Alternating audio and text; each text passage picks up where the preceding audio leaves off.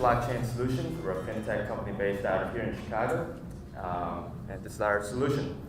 So the first question I want to ask the entire audience is, why is it in today's modern world, with all of our technology, that companies still can't look in real time, stage-by-stage data within their own supply chains?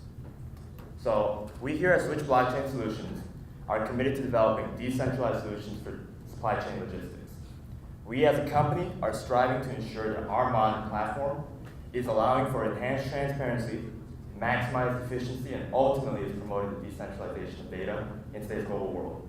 And here at SBS, we are taking the latest in modern technology to apply it to the modern day problems within the supply chain logistics industry. Hey, my name is Christian Wichert. And my name is Mackenzie Bowser, and we are SBS. There you go. So today, we have companies like PayPal that provide assurance to both the buyer and the seller for every transaction. We also have companies like FedEx and UPS that provide general tracking mechanisms for us. We at Switch Blockchain Solutions want to provide the next level of efficiency using a smart contract. We will promise the assurance and risk management pieces with immutable and live tracking and public tracking of data using the blockchain. We will also provide a cost-effective solution by deduplicating data that's found between different silos in the supply chain logistics industry. So the Magellan platform is built to be a unifying digital platform that is industry agnostic by nature. It's built to meet all 7 core standards of our proprietary TASER framework and is powered by the Neo Smart Economy blockchain.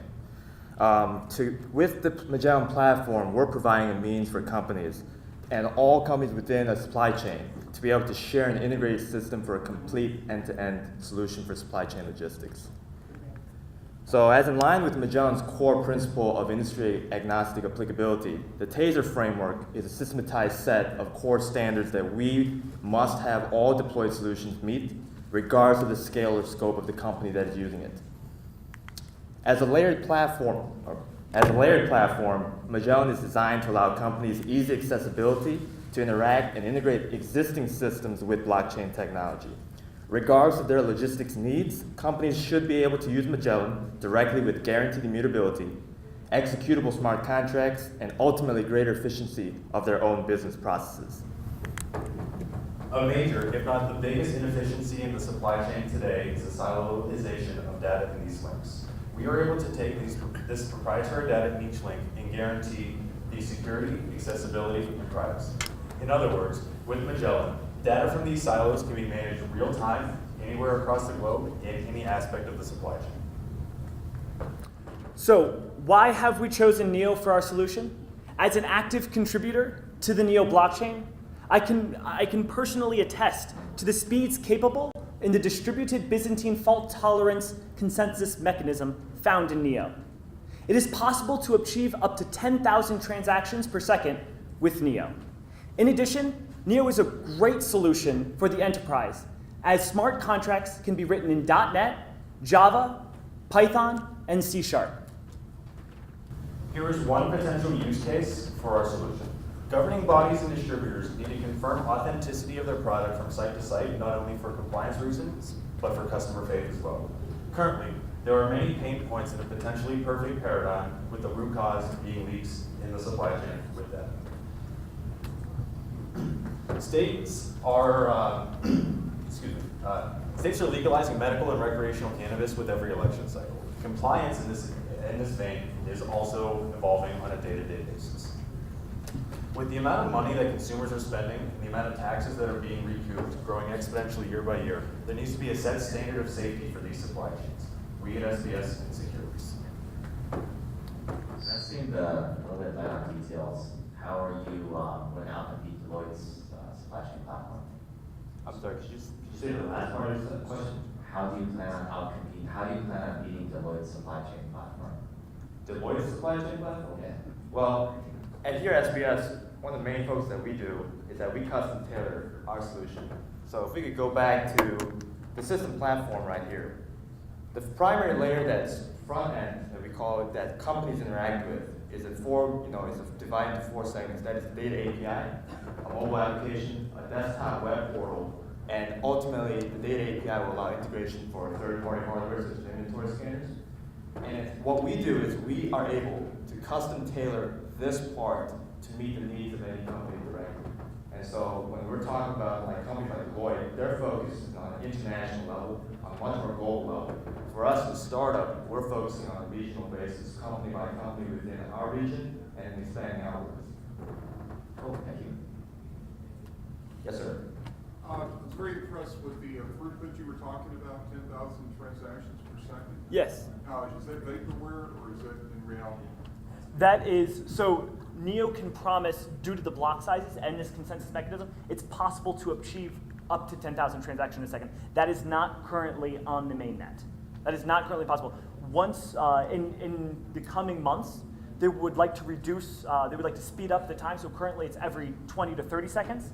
They create a new block. Their goal is to move that down to 10 to 15. And that's actually in the white paper for NEO, is that their goal is to get to 10,000 transactions a second. But theoretically, it's possible. If I give you guys my card, would you send me the white paper? Yeah, definitely, glad Sure, to. of course. Yeah, there's an outfit called Transaction Processing Council, TPC.org. Mm-hmm. What you guys ought to do is evolve this into a standard suite that people could rent out to do performance benchmarks, so they would know transactions per second and also cost per transaction. Because that's what they do at Transaction Processing Council. Yeah. Seriously. Thank you. Yeah, definitely. Yeah. So, quick question: how many transactions per second is it possible now? Like, is it seems like? It's much closer to a few thousand right now. So obviously it changes dependent on the block size. You know, Time of day? exactly. The max Exactly. that has been reached is 2,000. Yeah, the max right now is I believe around 2,500. This is the NEO platform, to be clear. Like, Yes, this is the NEO Smart Economy. Yeah, this is. Yeah. And I would like to point out, if you could jump back to the this slide right here. Yeah. So here we really are talking about this very last piece, the NEO blockchain platform. We do have a system that sits on top of that, which is our Magellan platform. And our Magellan platform is what actually handles all of that data, and then it's passed to the NEO blockchain. So we provide the assurance, we provide the speed. In the case that a transaction is made, that's responsibilities for Magellan, right? So there is a little bit of a separation of concern. We're not just writing data directly to the smart contract immediately, and if it doesn't make it, boom, all of a sudden we've lost that information. all right, great.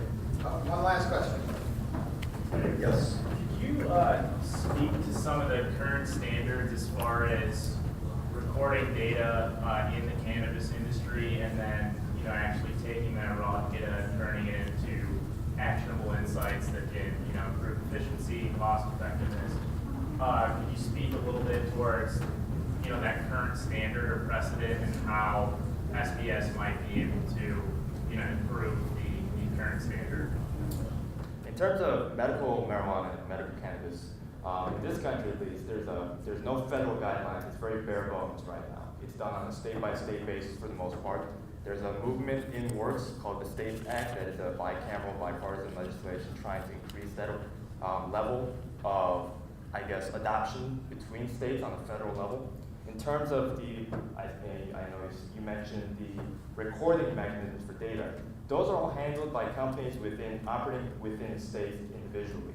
So there are a few companies that operate in multiple states, catering to the needs and regulation policies of those individual states and regions.